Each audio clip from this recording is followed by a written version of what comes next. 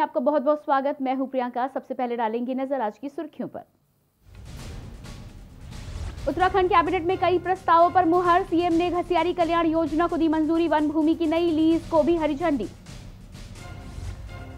हरिद्वार कुंभ में 600 बेड क्षमता का बनेगा अस्थायी कोविड अस्पताल। यूपी से मिलेंगे 100 डॉक्टर और 148 पैरामेडिकल स्टाफ। हरिद्वार में कुंभ में सख्ती। पहली बार आर्टिफिशियल इंटेलिजेंस सिस्टम से होगी कुंभ की निगरानी। चप्पे चप्पे पर रहेगी पुलिस की नजर। हरिद्वार में भव्य यात्रा के साथ हर की पैड़ी पर स्थापित होगी धर्म ध्वजा। गंगा मैया के उद्घोष से गूंजी कुंभ नगरी। टनकपुर दिल्ली के बीच आज से दौड़ेगी पूर्णागिरि जन शताब्दी एक्सप्रेस। रेल मंत्री पीयूष गोयल दिखाएंगे हरी झंडी। लोगों को मिलेगा तोहफा। माघ पूर्णिमा स्नान को लेकर प्रशासन अलर्ट। 3 दिन हरिद्वार में भारी वाहनों की एंट्री बैन। लाखों श्रद्धालुओं के उमड़ने की संभावना। आप देख रहे हैं की न्यूज, खबरों का सारथी। बुलेटिन की शुरुआत करते हैं और पहली खबर बैरीनाग से है, जहां गंगोली हाट मोटर मार्ग में चल रहे घटिया डामरीकरण कार्य को लेकर क्षेत्र की जनता ने आक्रोश प्रकट किया है। आक्रोशित क्षेत्रवासियों ने गुरुवार को क्षेत्रीय भ्रमण पर पहुंचे सांसद अजय टमटा व स्थानीय विधायक मीना गंगोला को स्थल पर ले जाकर सड़क में हुए डामरीकरण कार्य को दिखाया। सांसद व विधायक ने संबंधित विभागीय अधिकारियों को डामरीकरण कार्य में गुणवत्ता लाए जाने के निर्देश दिए। बता दें, क्षेत्रवासियों ने सांसद व विधायक से शिकायत करते हुए कहा है कि लोनीवी द्वारा गंगोली हाट से मड़क नाली तक 3 किलोमीटर सड़क में हॉट मिक्स कार्य किया जा रहा है, मगर विभाग द्वारा सड़क से बिना मिट्टी हटाए ही डामर बिछाया जा रहा है, जिस कारण सड़क से डामर उखड़ने लग गया है। अरे गुरु छोड़ो, हटो यहाँ से।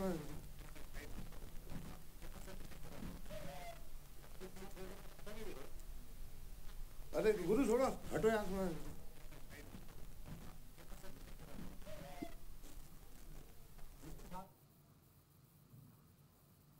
रुद्रप्रयाग जनपद के जंगली बुरी तरह से आग की चपेट में है। चारों ओर से जल रहे जंगलों की आग अब आबादी वाले क्षेत्रों तक भी पहुंच चुकी है।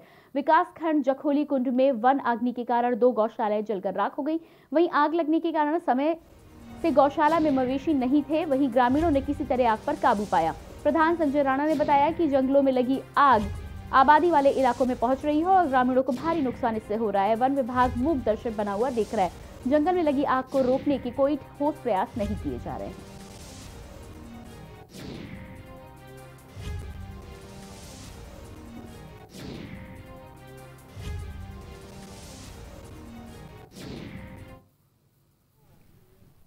ये कल शाम 4 बजे की घटना है। मेरी ग्राम पंचायत रोली की कुंडनामी तोक के जंगलों में ये आग लगी थी, जो आग बाद में वहाँ पे जो हमारी गाँव वासियों की छावनियाँ हैं वहाँ तक पहुँची, जिसमें 2 छावनियों को काफ़ी नुकसान हुआ है। ये यूँ कहें कि वो पूर्ण तरह से क्षतिग्रस्त हुई हैं। गाँव वासियों का सहयोग रहा, जो बड़ी घटना यहाँ पे नहीं हो पाई। अन्यथा क्योंकि इस वक्त सभी लोग जो गाँव में रहते हैं, ऊपर छावनियाँ हमारी इस समय खाली रहती हैं क्योंकि सर्दियों का मौसम है। टिहरी जनपद की एसएसपी तृप्ति भट्ट ने एक नई पहल करते हुए एसएसपी ने जनपद में अपराधियों पर नकेल कसने और जनता के साथ संवाद स्थापित करने के लिए एसएसपी भट्ट ने आमजन के लिए हेलो टिहरी मैसेंजर प्लेटफॉर्म के तहत मोबाइल नंबर 9193022664 की रजिस्टर किया है, जिस पर सभी तरह के अपराधों व ट्रैफिक व अन्य शिकायतों की सूचनाएं की जा सकती हैं। टेलीग्राम ऐप्स किए जा सकते हैं। शिकायती सूचनाओं की हर समय की जा सकेंगी। उन्होंने कहा कि प्राप्त सूचनाओं का तत्काल संबंधित थाना प्रभारी के संज्ञान में लेकर कार्रवाई अमल में लाई जाएगी। उन्होंने ये भी कहा कि सूचना भेजने वाले व्यक्ति की पहचान को गुप्त रखा जाएगा, इसलिए इस नंबर पर जरूरी समस्याओं से हमें अवगत कराएं।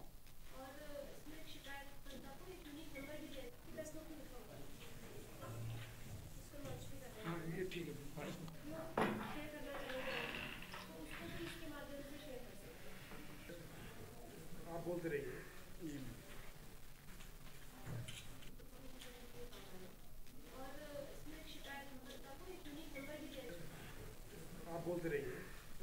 आज जनपद टिहरी गढ़वाल में हमारे द्वारा जनता के साथ एक सशक्त संवाद स्थापित करने के लिए हेलो टिहरी नाम की एक सेवा का शुभारंभ किया गया है, जिसमें व्हाट्सएप टेलीग्राम या सिग्नल के माध्यम से जनता अपनी शिकायतें, महिला संबंधी अपराध, एंटी ड्रग्स कैंपेन में किसी प्रकार की अवैध ड्रग्स की तस्करी या शराब संबंधी कोई सूचना अगर गोपनीय रूप से देना चाहे, इसके अलावा यातायात उल्लंघन की अगर फोटोज या वीडियोस शेयर करना चाहे, जो भी शिकायत, सुझाव या समस्या जनता सीधे पुलिस तक पहुंचाना चाहे, वो इस नंबर के माध्यम से पहुंचाया जा सकता है।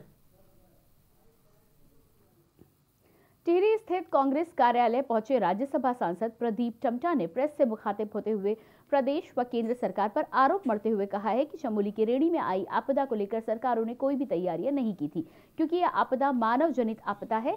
इसमें सरकार बचाव करने में फेल रही है। इसके साथ ही उन्होंने ये भी कहा कि आपदा में 136 लोग अभी भी लापता चल रहे हैं, लेकिन उनकी खोजबीन करने की बजाय सरकार ने अब हाथ खड़े कर दिए हैं। साथ ही 136 लोगों को मृत घोषित कर दिया है।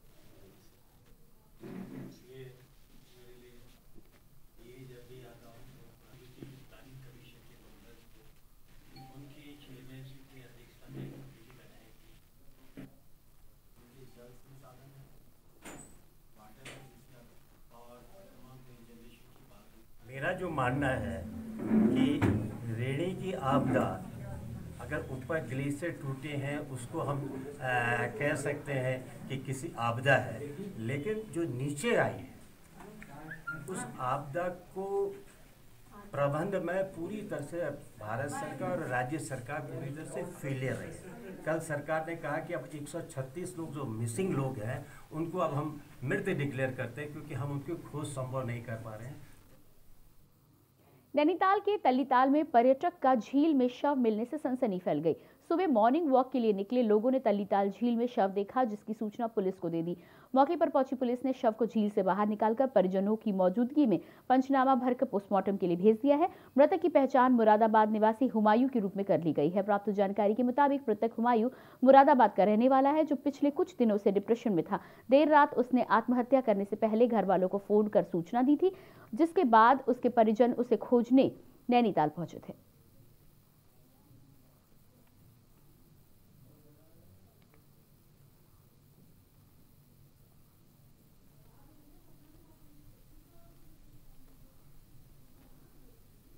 आज सुबह हमें कंट्रोल रूम के द्वारा सूचना मिली थी कि जो है अम्बेडकर की मूर्ति के पास झील में एक शव तैर रहा है पानी में। इस सूचना पर हम लोग यहाँ पर मौके पर पहुँचे, इसको झील से बाहर निकाला गया। तो इसकी पहचान हुमायूं पुत्र तौकीर, ये मुरादाबाद का है। ये इसके परिजन भी यहाँ पर मौके पर पहुँच चुके थे इसकी तलाश करते हुए। तो इनके द्वारा बताया गया कि ये डिप्रेशन में था। कल रात ही इन्होंने कॉल किया था। नीरव मोदी को भारत प्रत्यर्पित किया जाएगा। यूके की अदालत ने यह फैसला सुनाया है। पीएनबी से करीब $2 अरब की धोखाधड़ी करने का आरोप लगा हुआ है। हीरा कारोबारी नीरव मोदी का मामला सुर्खियों में आने के बाद जनवरी 2018 में भारत छोड़कर फरार हो गया था। इसी के बाद भारत सरकार ने नीरव मोदी को प्रत्यर्पित करने की प्रक्रिया शुरू कर दी थी।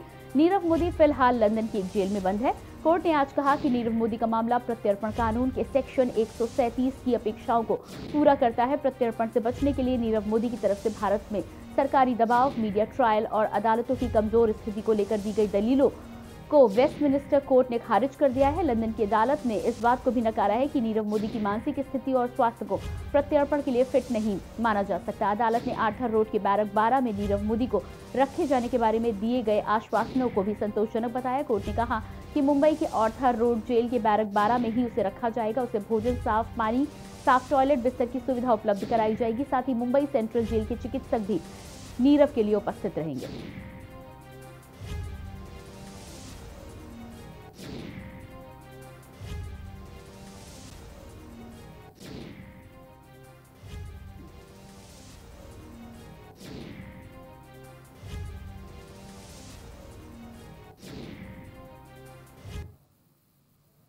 जसपुर का बाल विकास परियोजना ग्रामीण में विभाग में लगातार विवादों में रहता है। तो नया मामला कार्यरत एक महिला के साथ मार पिटाई का सामने आया है, जहां पर पीड़ित महिला ने युवक के खिलाफ कोतवाली में तहरीर दी और कार्रवाई की मांग की है। आपको बता दें कि जसपुर बाल विकास योजना ग्रामीण में सीनियर सुपरवाइजर के पद पर तैनात सुनीता शाही और कनिष्ठ के पद पर तैनात दमयंती आर्य ने यह आरोप लगाया है कि विभाग में उनसे अभद्र व्यवहार किया गया है और मार पिटाई भी की गई है, जिसकी पीड़ित ने स्थानीय कोतवाली में शिकायत दर्ज कराई और उचित कार्रवाई की मांग की जा रही है। क्या आदमी परेशान होगा तो कहीं नहीं जाएगा। उनका आरोप ये है कि जो भी मैं इससे कोई आदि वो सूचनाएं मांग रही हूँ या कोई अकाउंटेंट है उनके यहाँ अडॉक में एक, उससे जो भी सूचनाएं मैं मांग रही हूँ वो नहीं देता है और उच्च अधिकारियों की धमकी देता है। इस संबंध में उनके द्वारा जब सूचना मांगी गई तो उसने नहीं दिया और दोनों के बीच में बहस हुई और उनका आरोप है कि इसने मेरे से अभद्र शब्द कहे। जब मैंने आयकर रिटर्न के लिए अपना वेतन स्लिप शुभम अग्निहोत्री जो कि एक संविदा कर्मी है उससे मांगी तो उसने सीधे मुझ पर अनाप शनाप शब्दों का इस्तेमाल किया और जब मैंने उससे कहा कि तू ऐसा मत बोल तो उसने सीधे हाथापाई शुरू कर दी। धर्म नगरी में आज का दिन धर्म के नाम रहा, जहां एक ओर निरंजनी अखाड़े में रमता पंच का नगर प्रवेश हुआ तो वहीं बड़ा उदासीन अखाड़े की ओर से श्री चंद्रार्या चौक का लोकार्पण भी हुआ। इसके साथ ही गंगा सभा के तीर्थ पुरोहित समाज द्वारा कुंभ की शुरुआत के तौर पर हर की पैड़ी पर धर्म ध्वजा फहराई गई, जिससे पहले गंगा सभा द्वारा धर्म ध्वजा यात्रा निकाली गई। इसके अलावा कुसा घाट से प्रारंभ कर हर की पैड़ी पर आकर इसे समाप्त किया गया। सुरेंद्र जी सिखोला जी के नेतृत्व में संपन्न करी थी। इस बार उसको विधिवत स्थापित कर दी गई है वहाँ पर हर की पैड़ी पर, क्योंकि जो जितने भी धर्मशील हैं, चाहे 13 हमारे अखाड़े हैं, चाहे तमाम सनातनी पद्धति हिंदुस्तान की नहीं विश्व की है, वो माँ गंगा हर की पैड़ी ब्रह्मकुंड पर ही स्नान करती है और उस स्थान पर बगैर धर्म ध्वजा के हम थोड़े अपने आप को अधूरे महसूस कर रहे थे। आज उस धर्म ध्वजा के नीचे आकर के हम सभी को अपने आप को गौरवित महसूस कर रहे हैं। पवित्र तीर्थ पर माँ गंगा की धर्म ध्वजा स्थापित होना हम सभी के लिए एक बहुत ही ऐतिहासिक क्षण भी है और हमारी जो इस स्थान के प्रति और अपनी माँ के प्रति जो आस्था है उसको और प्रगाढ़ करता है। जो भी श्रद्धालु यहाँ आएंगे उनकी जो माँ गंगा के प्रति आस्था है उसी धर्म ध्वजा के नीचे स्नान करेंगे। माँ गंगा की धर्म ध्वजा के लिए निश्चित ही इसका एक बहुत बड़ा महत्व है। पूर्व घोषित कार्यक्रम के अनुसार आज हमें जो अपनी धर्म ध्वजा एक बहुत ही अलग रूप में और बहुत भव्य रूप में निकालनी थी, लेकिन कल हमारे तीर्थ पुरोहित समाज की एक बच्ची के साथ एक दुर्घटना हुई जिस वजह से हमें थोड़ा सा कार्यक्रम को सूक्ष्म करना पड़ा और जो एक भव्यता बैंड और जो कई सा हमने किए थे और झांकियाँ बहुत सारी थी वो हमें बहुत तत्काल व्यवस्था के तहत उनको हमें हटाना पड़ा। और सुरेंद्र जी सिखोला जी के नेतृत्व प्रदेश में सभी पार्टियों ने आगामी विधानसभा चुनाव की तैयारियां तेज कर दी हैं। वहीं सूबे में चुनाव से पहले दल बदल की राजनीति की हवा तेज हो गई है। फिलहाल पार्टियां विपक्षी दलों के नेताओं को अपनी पार्टी में आने का दावा करते हुए दिखाई दे रही हैं, जिससे उत्तराखंड की राजनीति गर्मा गई है। बीजेपी जहां राज्य और केंद्र सरकार के द्वारा किए गए कामों के सहारे जनता के बीच जाने की तैयारी में है, तो वहीं विपक्षी कांग्रेस में प्रदेश सरकार की कमियां और किसान कानूनों को मुद्दा बनाकर चुनावी समर में उतरना चाहती।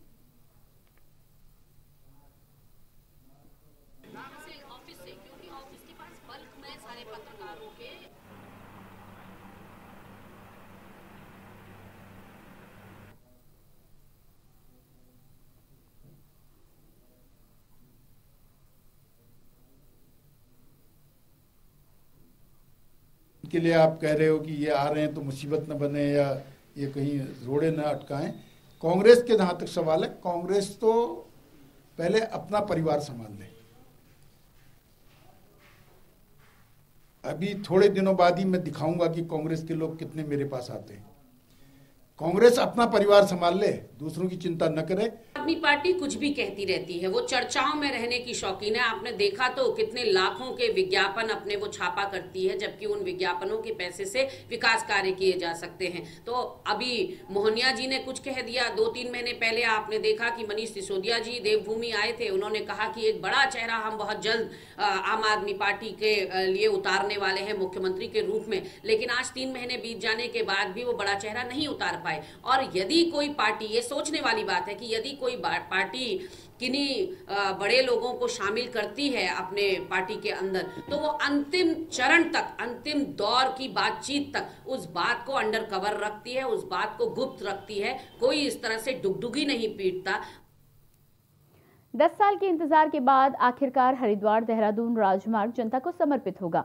जिस हरिद्वार देहरादून राजमार्ग का चौड़ीकरण वर्ष 2013 तक हो जाना चाहिए था, उसकी राह अब जाकर खुल पाई है। 10 साल के उतार चढ़ाव के बाद अब राजमार्ग का चौड़ीकरण कार्य पूरा हो गया है और केंद्रीय सड़क परिवहन एवं राज्य मंत्री नितिन गडकरी 26 फरवरी को इस राजमार्ग को जनता को समर्पित करेंगे।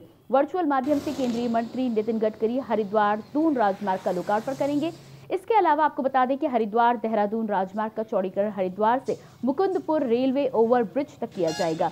3.025 किलोमीटर लंबे इस भाग की लंबाई अब घटकर 3.52 किलोमीटर रह गई है। ये पहले 2 लेन से 7 से 8 मीटर तक छोड़ा गया था। अब इसकी चौड़ाई 4 लेन के हिसाब से 15 से 16 मीटर हो गई है। वहीं शासकीय प्रवक्ता मदन कौशिक ने मंत्री नितिन गडकरी का धन्यवाद करते हुए कहा कि ये हमारे लिए अच्छा विषय है जो पहले लगता था कि कभी पूरा नहीं हो पाएगा।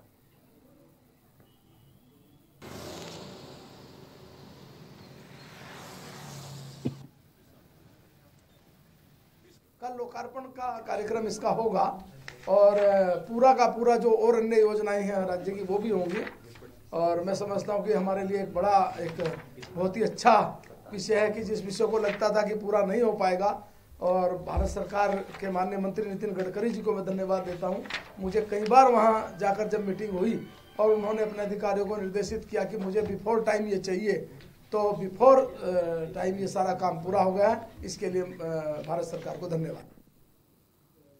उत्तराखंड की राज्यपाल बेबी रानी मौर्य आज हरिद्वार दौरे पर रहेंगी, जहां उन्होंने चंद्राचार्य चौक पहुंचकर श्री चंद्र भगवान की मूर्ति का लोकार्पण किया। श्री पंचायती अखाड़ा बड़ा उदासीन द्वारा चंद्राचार्य चौक पर श्री चंद्र भगवान की मूर्ति को स्थापित किया गया, जिसको लेकर आज चंद्राचार्य चौक पर एक समारोह का आयोजन किया गया। कार्यक्रम में शिरकत करने पहुंची राज्यपाल बेबी रानी मौर्य ने मूर्ति का पूजा पाठ और विधि विधान के साथ उसका लोकार्पण किया। प्रतिमा लगा रहे हैं लेकिन वो हम लोगों के मन में बसे हुए हैं। उन्हीं हमारे किसान भाई हो चाहे हमारे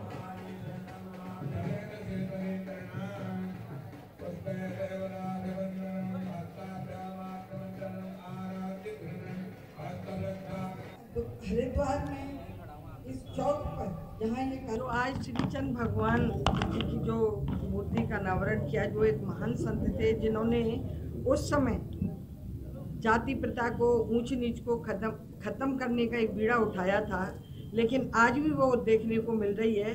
तो हम सब को वो यही संदेश देना चाह रहे हैं कि जो ऊंच नीच है, जाति पात ये खत्म हो और सभी प्रेम से रहें, भाईचारे से रहें। मुख्यमंत्री आवास में सीएम त्रिवेंद्र सिंह रावत की अध्यक्षता में कैबिनेट की बैठक हुई। इस दौरान शासकीय प्रवक्ता मदन कौशिक सहित कई कैबिनेट मंत्री मौजूद रहे। वहीं बैठक की जानकारी देते हुए मदन कौशिक ने बताया कि बैठक में कुल 7 प्रस्ताव आए हैं और सभी पर कैबिनेट ने अपनी मोहर लगाई है। उन्होंने बताया कि मुख्यमंत्री घसियारी कल्याण योजना को कैबिनेट में मंजूरी मिल गई है, तो वहीं संस्कृत शिक्षा के 57 शिक्षकों को 155 शिक्षकों में समायोजन पर सहमति दे दी गई है। मदन कौशिक ने बताया कि वन भूमि पर दी गई लीज के नवीनीकरण और नई लीज की मंजूरी पर भी मोहर लगा दी गई है। बहुत आसान करेगा तो मेरे ऊपर, तो ये आसान कर पाएगा कौन?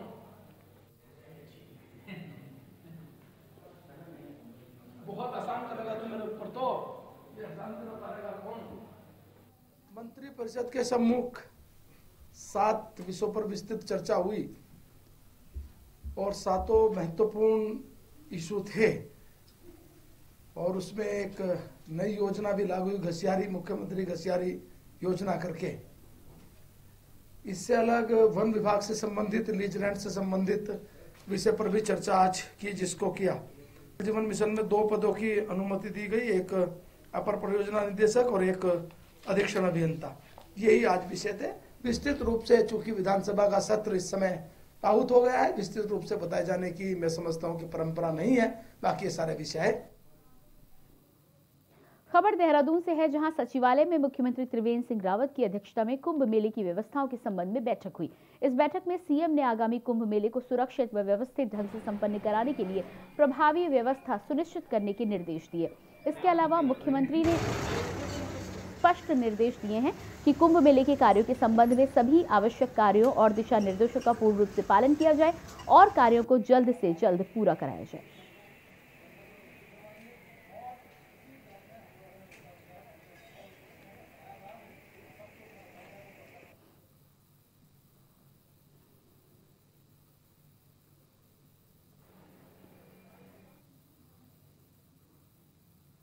और अगली खबर विकासनगर से है, जहां उत्तराखंड में आगामी 2022 में प्रदेश में विधानसभा के चुनाव होने हैं, जिसको लेकर सभी राजनीतिक दल अभी से एड़ी चोटी का जोर लगाए हुए हैं। इसी क्रम में आम आदमी पार्टी भी अपने सदस्यता अभियान के तहत बूथ स्तर पर पार्टी को मजबूत करने की कोशिश कर रही है, जिसके चलते पूछ वाधून की विकासनगर और सहसपुर विधानसभा क्षेत्र में भी भावी प्रत्याशी और पार्टी कार्यकर्ता नुक्कड़ सभाएं और डोर टू डोर लोगों से संपर्क साधकर आपकी नीतियों के बारे में बता रहे हैं। साथ ही प्रदेश में आपकी सरकार आने पर प्रदेश में बिजली, पानी, चिकित्सा मुफ्त देने के दावे भी कर रहे हैं। अपने इस सदस्यता अभियान के दौरान केदारवाला ग्राम से लगते बेलावाला क्षेत्र में लोगों से संपर्क साधकर अपना जनाधार मजबूत कर रहे आप नेता अनंत राम चौहान ने दावा किया है कि प्रदेश की जनता प्रदेश में बदलाव का मूड बना चुकी है, जिस कारण रोजाना हजारों लोग पार्टी की नीतियों से प्रभावित होकर पार्टी से जुड़ रहे हैं।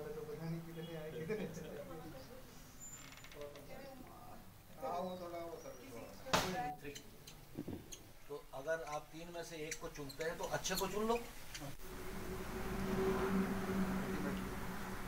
जीरो टॉलरेंस का उल्टा और उसी टाइम पे उससे पहले कोरोना 31 दिसंबर को चल मेरे साथ बैठो, बाइट में आएंगे आप जब पहले एक बार बैठ जाओ। फ्री दे रही है वो हमारा टैक्स का पैसा है, वो फ्री नहीं दे रही है। आम आदमी पार्टी माननीय केजरीवाल जी ने इस बार घोषणा की कि हम 70 विधानसभाओं में चुनाव लड़ेंगे और पूरे दमखम के साथ लड़ेंगे। उसी के तहत हमारी 70 वैन माननीय डिप्टी सीएम ने यहाँ से रवाना की देहरादून से और 70 विधानसभाओं डिजिटल वैन चल रही हैं और साथ साथ दिन भर हम डोर टू डोर कैंपेन कर रहे हैं।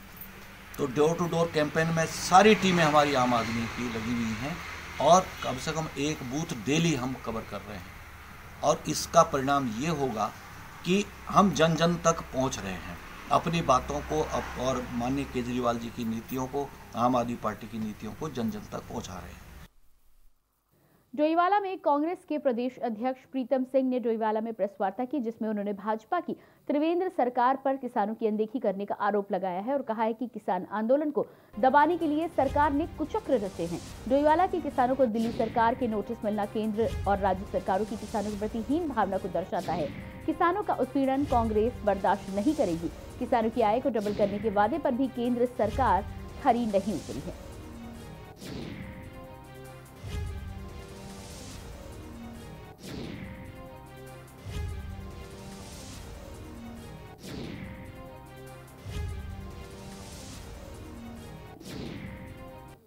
इस सरकार ने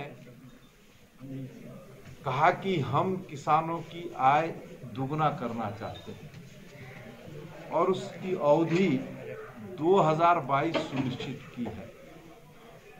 2021 में हम प्रवेश कर चुके हैं, लेकिन किसानों की आय दुगना कैसे होगी इसका कोई रास्ता चाहे केंद्र की सरकार हो चाहे राज्य की सरकार हो वो निकाल नहीं पा रही है। हरियाणा के पूर्व सांसद डॉक्टर अशोक तंवर ने कांग्रेस छोड़कर दिल्ली समेत भारत की 30 जगहों पर नई राजनीतिक पार्टी अपना भारत मोर्चा की लॉन्चिंग की है। इस अवसर पर उत्तराखंड की सबसे आखिर विधानसभा 70 खटीमा में भी कांग्रेस नेता ठाकुर सुरेंद्र सिंह के नेतृत्व में नई राजनीतिक पार्टी की लॉन्चिंग का आयोजन किया गया, जिसमें क्षेत्र के सैकड़ों लोगों ने शिरकत की। साथ ही सोशल मीडिया के माध्यम से लाइव प्रोग्राम अपना भारत मोर्चा पार्टी लॉन्चिंग पर कार्यक्रम को देखा गया। वहीं खटीमा में वरिष्ठ कांग्रेस के नेता ठाकुर सुरेंद्र सिंह पार्टी को छोड़ नई पार्टी में शामिल होते हुए उन्होंने बताया कि आने वाले समय में अपना भारत मोर्चा संगठन चुनाव लड़ सकती है।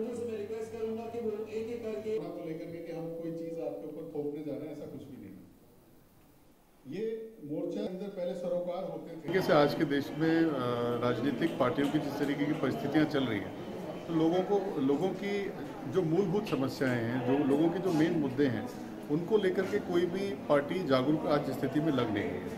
तो हमने उन सारी चीज़ों को, उन सारे मुद्दों को बहुत नज़दीक से महसूस किया है और उन्हीं मुद्दों को लेकर के हमने इस मोर्चे का गठन किया है, जो कि आज देश के लगभग 30 स्थानों में एक साथ आज उसकी लॉन्चिंग हुई है।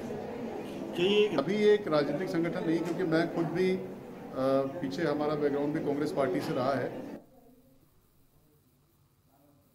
उत्तराखंड राज्य आंदोलनकारियों तहसील खटीमा में 5 सूत्रीय मांगों को लेकर मुख्यमंत्री को तहसीलदार के माध्यम से मांग पत्र सौंपकर ज्ञापन देने पहुंचे। वहीं राज्य आंदोलनकारियों ने बताया कि उत्तराखंड गठन के बाद से अब तक राज्य आंदोलनकारियों की मांगों को सरकार द्वारा नजरअंदाज किया जाता रहा है। उन्होंने ये भी बताया कि आंदोलनकारी मृतक आश्रितों को पेंशन, 10% का आरक्षण और एक समान पेंशन जैसी मुख्य मांग सूबे के मुख्यमंत्री से की गई है। हाँ, सरकार से निवेदन करते हैं 3 सूत्री मांग है और जो कि जायज़ है 10% आरक्षण, जो कि जिसके लिए जो पूरी फाइल बन चुकी, पूरा बन चुका है कि और राज्यपाल के उसमें पड़ा हुआ था। सेकंड दूसरा था 10% आरक्षण के साथ साथ आश्रित राज्य आंदोलनकारी की जो आश्रित राज्य आंदोलन के मरने के बाद उसका तो ऐतिहासिक बन गया हो तो उसका कुछ नहीं रह जा रहा है, इसलिए आश्रितों को पेंशन देनी बहुत जरूरी है। फिलहाल बुलेटिन में इतना ही। आप देखते रहिए के न्यूज़ इंडिया।